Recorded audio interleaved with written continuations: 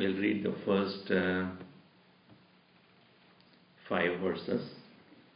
Akandamandalakaram vyaptam yena characharam tatpadam darshitam yena tasmai Shri Gurave Namaha.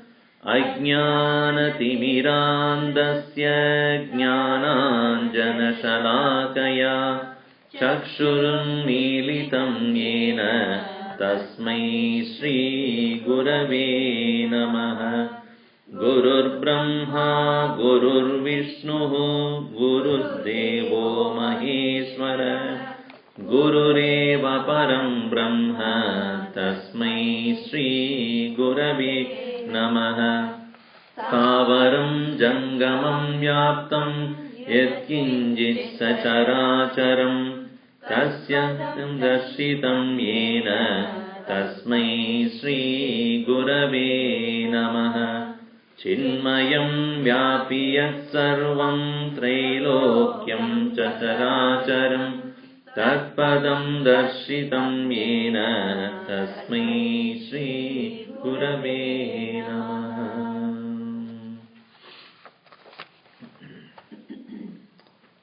Chinmayam, the very word means of the nature of consciousness. Chit Mayam. Yet Sarvam Vyapi, that which pervades everything. Where Trilokyam, all the 3 words, Sacharacharam. Trilokyam in all the 3 words, along with all the moving and unmoving. Yena Tatpadam Darshitam, by whom this is shown, to that teacher my salutations. It is said that the teacher, many teachers are there, as I have said in the first class itself. There are mystics who have realized God but not capable of teaching. There are many people who are good in what they do, but they can't transfer that knowledge. Very hard. Some people are very good in teaching, but they are not the people who have really practiced it. So there are 2 categories of people. Technical, theoretical. Our Gurudev used to say that if you go to a mechanic shop, garage, and if you have a problem with your car and you go to the garage and then you do not want to directly give it to any technical person there because he is unpad, illiterate, and he will make something. It's because a very sophisticated car, let us say. BMW Sports, or what called Mercedes. You don't want to give it to some layman. So I want to see your manager. I said, okay. So he will take you, the person who attendant will take you there. And there is manager who is sitting there, an engineer maybe. So you say, this is a problem I think I have in my car. So you will put a diagram. What is the diagram of that engine and how it works, an electric circuit and computer, all those things you will say. This is and exactly here is where the problem is. And this circuit is not working, and this is where the problem, and this is how it is to be solved, and all those things. So you will be very impressed. So you ask him, will you be able to do it? He said, no, I can't do it. By the time you come down, that fellow has already finished the job. The fellow who is a worker there, maybe in a small mechanic, he would have solved the problem by the time you come down. Now, one person can explain but can't do it. Another person can do it but can't explain. There's always this case, people who are workers and those who are thinkers. And we know in Bhagavad Gita also it is said that Jnana Yogena Sankhyanam Karma Yogena Yoginam. Lokesmin Dvivita Nishta. These 2 are there. But a guru is one, must be both technical and theoretical. Because if he is able to theoretically explain, he will not be able to explain when you are walking the path what kind of obstacles you will get. Because he doesn't have practical experience. A person who has practical experience may be able to tell you what's on the way, but he will not be able to convince you with theory. Because most of us who are, so-called university educated idiots, we want intellectually convinced before you take anything, in your practice. So it is necessary for the teacher to intellectually convince the student and also guide the student on the way. That is the reason in the next verse it is said, Sarvashruti Shiroratna Virajita Padambujaha Vedantambuja Suryoyaha Tasmai Shri Gurave Namaha.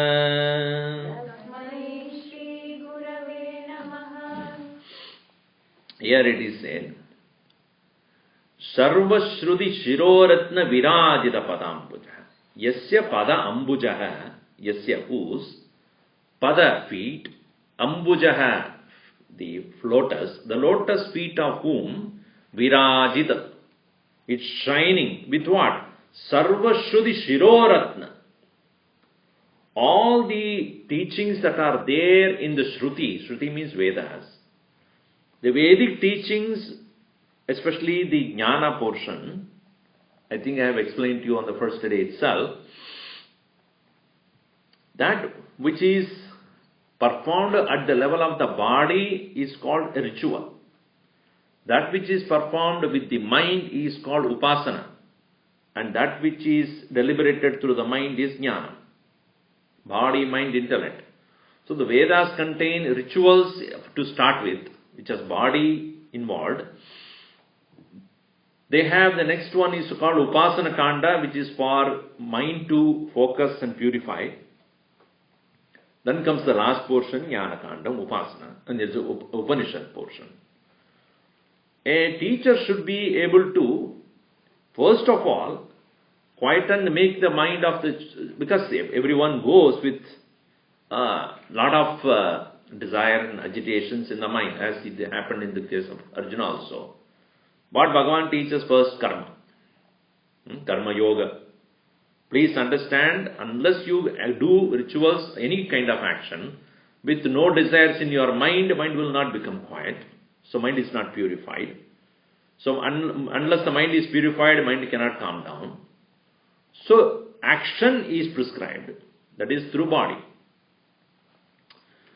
And the mind of an individual should be slowly focused upon, and therefore upasanas. How to develop bhakti, devotion to the Lord. That is upasana. And one-pointedness, ekagrata chintanam. Finally, the knowledge is imparted. So, Shruti contains all the three. Karma, upasana and jnana. Karma kanda, upasana kanda and jnana kanda. So, Sarva Shruti Shiroratna Virajita Padambujaha. His feet represents this knowledge available in our Shruti. And that is why in this particular portion in Guru Gita it says, Karmana manasa vacha sarvadaradhamet gurum dirgadandam namaskritya nirlajjo guru sannidau. He says, Karmana by body, by action, manasa with your mind, with devotion, vacha by speech, sarvada aradayet gurum, ever be in praise of our own teacher. Dirgadandam namaskritya, prostrate in front of him, dirgadandam, like a stick falling down. Most importantly, nirlajjo guru sannidau. Become shameless in front of the teacher. It is said in Ramayana that 3 people in front of whom you should not have any lajja. Lajja means nothing to hide. Number 1 is to your own doctor. Because without whom you will not be able to solve your problem. If you don't say, you will not be able to solve your problem. So, in front of your own doctor, one who wants to solve your physical problem, you should not have any lajja. The second one, it is said to the kings that with respect to your own personal advisors, with respect to how to do things, you should not have any lajja. Because unless, if you want to solve an administrative issue, you should be able to open it and say, this is my problem. Or maybe say lawyer. If you have any legal issues which you want to be solved, then you have. Third one and most important one is your guru. A spiritual guide can guide you only when you open up and say, this is exactly where I am going wrong. So, and this is very, very personal, because a soul, which is what we are, is lodged in this physical body. To release that soul free of these conditions of the physical body is not possible unless we let out all our intimate passions and desires and attachments. And the teacher would alone say how to get out of this. That is why he says, Nirlajjo Guru Nirlajjaha Guru Sannidho. In the presence of the Guru, lajja should not be there. No inhibitions. Only exhibitions. Not that exhibition means that's the opposite of right? Inhibition and exhibition. Exhibition does not mean show off. What we mean means where there should not be any more hiding behind a hidden agenda should not be there in front of the Guru. He cannot help you. So, Sarvashruti Shiroratna Virajida Patambujaha, one whose feet, lotus feet, is none other than the very splendorous teachings of all the Shrutis. And this teacher is like the sun for the flower called Vedanta. Vedantambuja Suryo Yaha. Yaha Suryaha. He who is the sun, which makes this Vedanta lotus open up. Just like the sun when it is up in the sky, all those lotuses that are there in the ponds, slowly they open up all the petals. In the same way, the Vedanta Jnanam will become revealing and self-revealing and opening up only in the presence of the beautiful sun called the Guru. Vedantam Bhuja Suryo Yaha Tasmai Sri Gurave Namaha. It is one thing for us to go and read ourselves from different books and go to many libraries. And nowadays, no, we don't need to go to library. Go and Google it. Anything will be available. But the point is, connection will not be known. See, if an idea is given in one place in Gita, another idea is given somewhere in Ramayana, somewhere in Upanishads, somewhere in another part of another Shruti. Now, how will you connect these ideas? Many times we find that one idea apparently looks contrary to another. Many people have this problem, Swamiji, which path is best? Bhakti or Jnana? It appears to everyone that it is both are opposite to each other. One is where duality is maintained. Another is where Advaita is maintained. They are non-dual. One is where you use the mind and emotions and feelings. Another one says no emotions, no feelings. Go beyond that. One is saying that, okay, in front of the Lord you must do puja and ritual and offer. Another says no ritual is necessary. En manasa namanude enahur manomadam tadeva brahmatvam vitti nedam vididu pumpasavi. No need for any uposana. Go but which is beyond the mind, that which makes the mind think, but that cannot be thought about by the mind, that is what Brahman is. Everybody gets confused. So Upanishad says certain things. Then Gita says in a different way. And other places something else. So if you yourself try to find out what is the connection in all these three, you will not be able to find out. A teacher is one who not only has studied the scriptures and found the connection also. Otherwise they remain aloof. Like what, like in the northern India, when they make rice, and in that rasam you put, everything will remain unattached. I always feel that way. When you put rasam or any of these liquids, the rice will say unattached. I'm unconnected. Because it is so individual grains you can see. You cannot even eat that properly. It's grainy. It should be all mix up. Then you will be able to see connection between these two.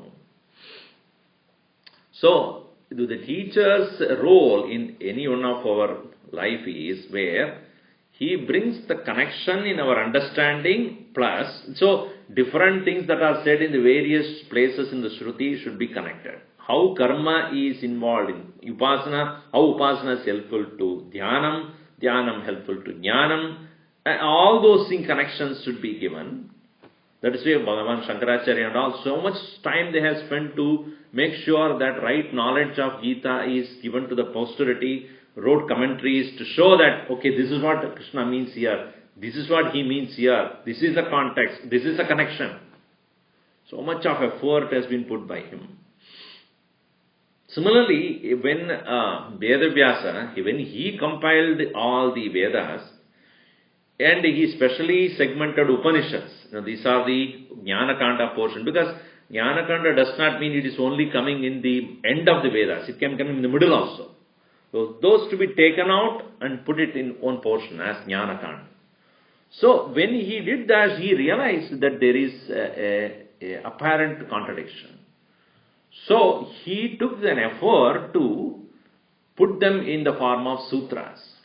What is connected to what? That is called Brahma Sutra. So he wrote the sutras saying that this is said here, this is what it means. Second, this is what said here, this is what it means. He wrote all the sutras. But he didn't explain what the sutras mean. Formulas are given. Shankaracharya took an effort. Okay, let me explain what the meaning of all these sutras, how they are connected to each other. So that is why Gita, Brahma Sutra and the Upanishads are considered to be Prasthanatrayi. They are called the most important texts of Hinduism. Hindu Vedanta, basically Vedanta. So what we see here is the teacher is a very essential part of any seeker's life who wants to understand the connection between the various statements that are said in the Shruti, number one. Secondly, how they are relevant to me in my life. That's another portion altogether. So only when that teacher comes and explains it in the most appropriate way for the student, the opening takes place. Blossoms, the lotus blossoms. Why lotus is been given a lot of time as an example is, lotus remains in the water unattached. It is born out of the water. In fact, most of the time the lotus is born in the slush. Not in the pure water. It is only born in the slush.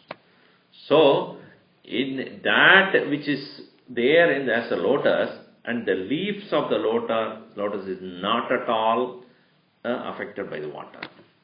So that is the reason why ambuja. Ambu jayate. Ambu means water. From water it is born, therefore it is called ambuja. Pankaja also. Panka means mud or slush. From that which is born, therefore it is called pankaja or ambuja. Saroja. All these are all the same. So, Sarvashruti Shiroratnaha. Shruti Shiraha means Upanishads.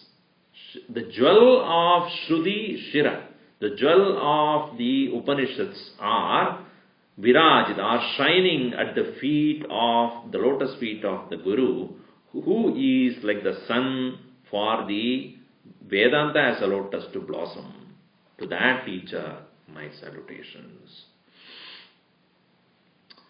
Chaitanya Shashvata Shantaha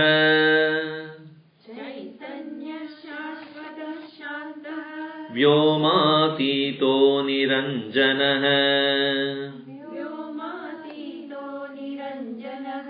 Bindunada kalatitaha Tasmai Shri Gurave Namaha.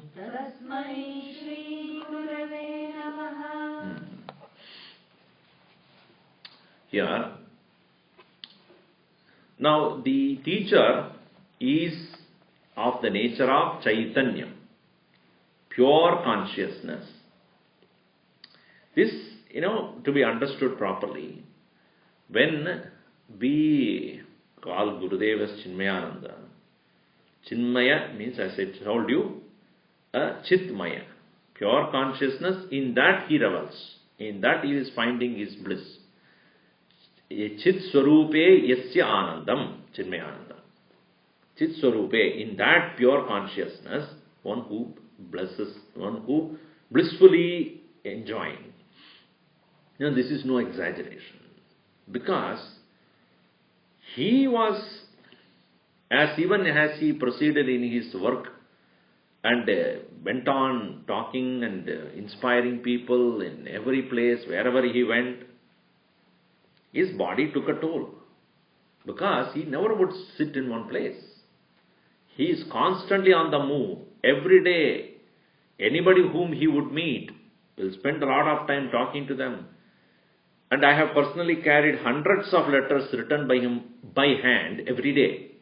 He would not, anybody who writes a letter to him will surely get a reply. Will never not reply. Even to a most stupidest question he will answer.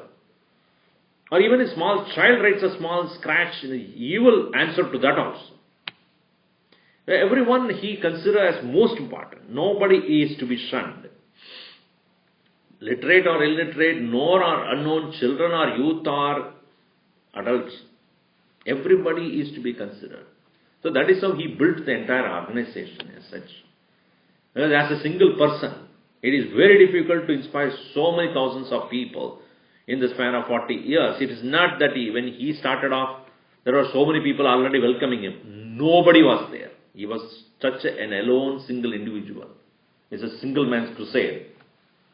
So when he started off, he had to, probably you may know, or if you do not know, I am telling you, when he used to give lectures in the earlier time, he used to go and announce it himself. He will put a dress, he will cover himself and take that is called that? The loudspeaker. Not, what do you call it? Megaphone. But that time it's not powered actually. He will go, today evening, Swami Chinmayananda will be speaking on Upanishad at this temple, all are welcome. Road by road. And then he would go and evening he will be sitting there. talk. That much of a missionary zeal. So his body took a toll over a period of time, and he would not say no to any bhiksha, because it's not the bhiksha that is important. Making people feel good, making people feel connected intimately. You may think that he may eat all the food that is offered. It may appear to be that, but he will take only few things here and there. That's it. But if he happen to eat everything, then he will become Madhatipati. Ganapati will become. So he used to spend so much time with people and talking to them, inspiring them. One day morning he will go to Calcutta, but the same evening he will be in Trivandrum. And then next day he will go to Assam. I have seen him crisscrossing the country like that. So his body slowly gave up, because he cannot take that much of, I would not say abuse, but not as overuse. But I have never seen him ever showing that in his face. He will never show it. He will always say, this body. It's like a small, it's a career. It's my, external garb, like a dress I wear. If it is old, I'll throw it and then take a new one. What's the big deal? So, that Chit Swarupam, Chaitanya Swarupam, you will see that. That consciousness fully expressing itself in spite of the failing nature of the body. When he would give a talk on the stage with a roaring voice, when his heart was pumping only 23 or 25%. Imagine, 100% pumping itself, he gets tired. Only 25% of the body, the heart is pumping, rest of them are all blocked. And still, he will go. Even from you see him, from yesterday you might have seen, some of you might have seen. At that time it is only 22% is working. So you will, once you finish the talk, we go back and you will be given oxygen. Because you would be totally exhausted. Why I am trying to say is that the Guru is a Chaitanya Swarup. He is the pure awareness. It is a total manifestation of God's presence is seen even if the body is failing in all respects. That's why it's called Chaitanya, Shashvataha Chaitanya, the eternal consciousness, Shanta, is so peaceful and calm. In his mind, there is a complete settling down. There is no more anxiety, no more agitation, no more frustration about anything. And that's why you would say, anything that happens, happens. If it doesn't happen, even this will pass away. Just leave it. Nothing remains the same all the time. What remains all the time the same is your own awareness, God's presence. Anything else will change. Just allow it to change. Nothing remains the same next day. What did not happen yesterday, today it will happen. What happened yesterday, today it will not happen. So don't worry about it. That is the way the world is. So even this will pass away. Any misunderstanding or any agitation, any disappointment, just wait for a while. Just it will pass away. Like a breeze, it will take it away. So instead of allowing it to happen, we hold on to it. That's where the problem arises. Just leave it. Then it will be alright after some time. So that is why the mind has become so quiet and calm. Chaitanya Shashvata Shantaha Vyoma Atitaha, beyond the space, beyond all conditioning. Vyoma Atito Niranjanaha. It is Niranjanaha, means there is no Anjanam, there is no more attachment, no more any kind of impurity there. Niranjanam. So that is blemishless, is nature of. So Vyoma Atitaha also means beyond all the matter, because the subtlest matter being space. Vyoman means space. Vyoma Atita means beyond space, meaning space itself is untouched by any of the other four elements. Fire cannot burn the space, water cannot wet the space, earth cannot cut the space, air cannot dry the space. Isn't it? The space itself is subtle element, is beyond that, means none of the five elements will affect that nature of my Guru. Therefore, Chaitanya Shashvata Shantaha Vyomatito Niranjanaha. Now it is said, this is technical word, Bindu Nada Kala Atita. So, here I will give it to you a little more details. I am still working on these three words. But just to give a simple understanding of that, Nada is sound, as you know. And it is said, the Nada is the sound that is the cause of creation. Nada, the sound, that's why yesterday also I said that in Bible also it is said that God created the world with word, and word was with God. Word means the sound. So in the Hindu context, we believe that Om was the primordial sound. Om. From the Om alone, the whole creation came into being. Omidi Brahma, Omidi Dagam Sarvam, Omityetadanakriti Hasmava Apyo Sravayetya Sravadanti, Omidi Samani Gayanti, Ogam somidhi sastrani sakam shanti. It is said in the Upanishad that Om is the primordial sound, from where the whole creation began. The Pranava mantra. So, the Nada is the sound. From the sound, the creation began. Now, how can sound create anything? Now, what is sound? It's vibration. Is it not? Any sound is a vibration. Now, if you are hearing my sound, I am making a vibration and your ears are accordingly vibrating it. My throat is creating certain vibration in this space. When I speak, I am creating certain vibration in the space. And that very vibration, when your eardrums are receiving, it vibrates accordingly. And that vibration that the eardrums are doing is what you hear as a sound. There are certain vibrations our ears cannot catch. Like for example, the bats, they make certain sounds. The bats in the night, they were moving around and then they will make certain sounds. You will not be able to hear it.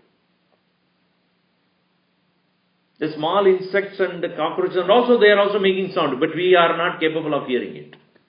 If you put a very minute, very sensitive microphone in the cockroaches and all such small creatures, they are constantly making sound. But we are not able to hear. Why? Because our ears are not sensitive enough to take those vibrations. What about remote control? The remote control is creating certain waves and the receiving end is able to catch it.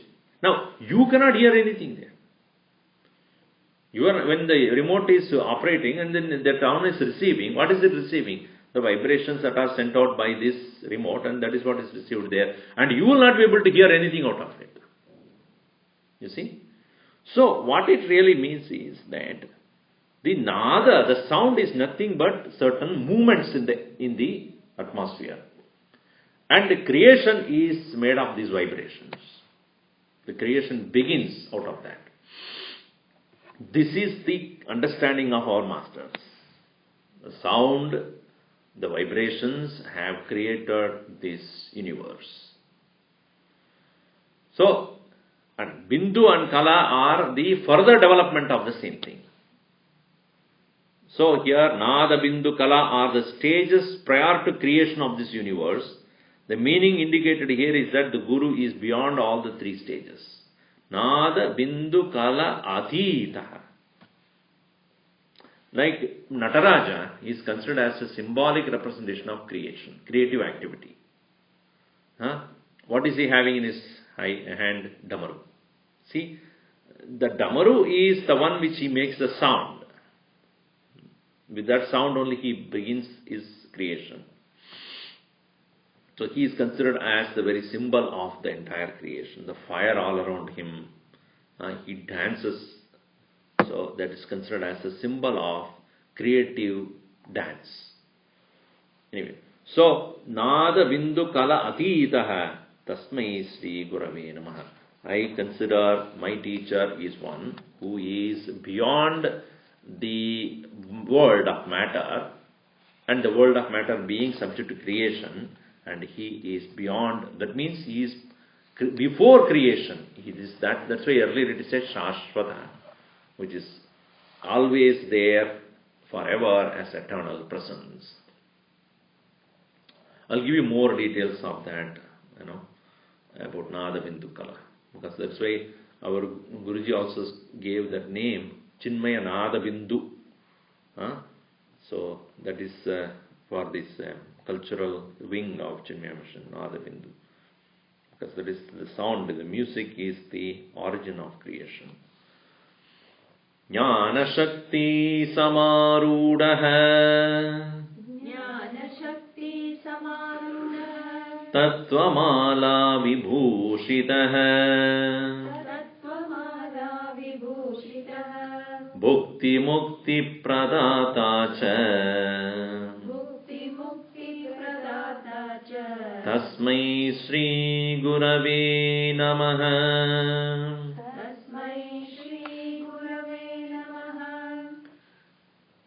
Jnana Shakti Samyak Arudaha. Aruda means to climb over. Arohanam, you know that. Arohanam is to climb up. Ruh in Sanskrit means to grow. Ruh, rohati means that which grows. Ruda means grown. Arudaha, Samyak Arudaha, grown above. So, he is having climbed over the power of knowledge. Jnana Shakti Samyak Arudaha. He who had mounted the power of knowledge, meaning he has reigned the power which is called the knowledge, the supreme power of knowledge, meaning master of understanding. That's what master of knowledge. Yoga Arudaha means one who has become an excellent master of yoga. It's called Yoga Aruda. Similarly, Jnana Shakti Samarudaha. And his garland is what? Tattvamala. Tattvamala Vibhushitaha. Vibhushitaha, decorated by that garland of Tattva, essence of understanding, wisdom. Bhukti, Mukti, Pradata. He is the giver of both Bhukti, which means to prosperity. Mukti, liberation.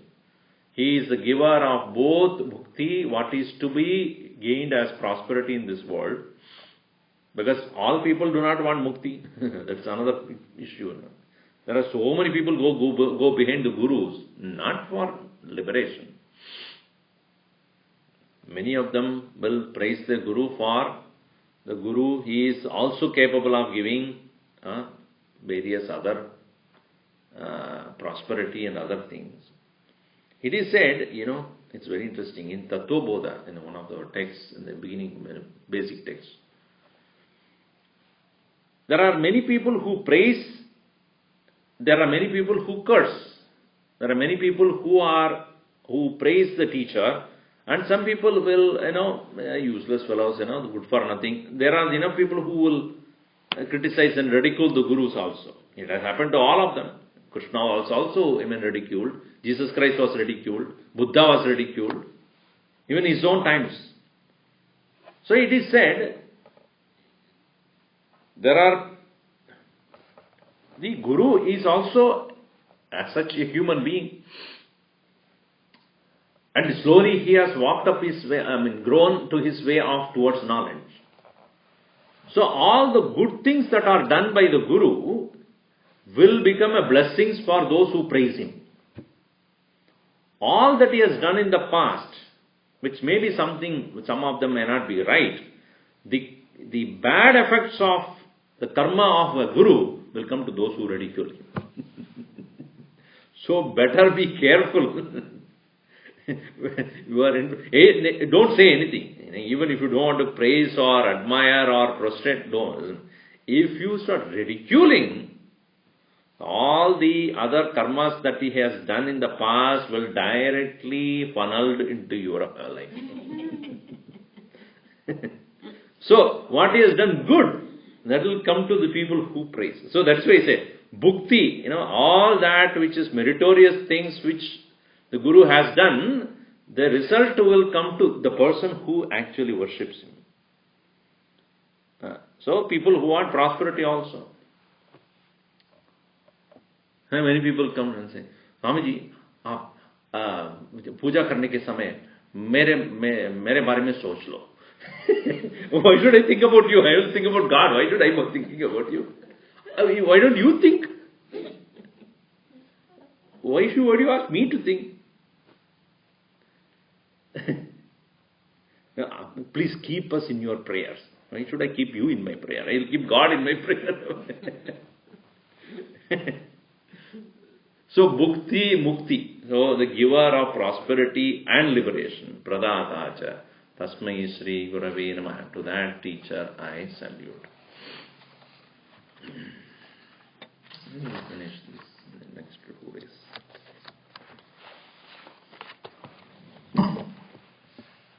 Om Sarve Bhavantu Sukhinah Sarve Santu Niramayah Sarve Bhadrani Pashyantu Ma Kaschid Dukkhavat Bhavet Om Shanti Shanti Shanti. Hari Om. Shri Gurubhyo Namaha. Hari Om.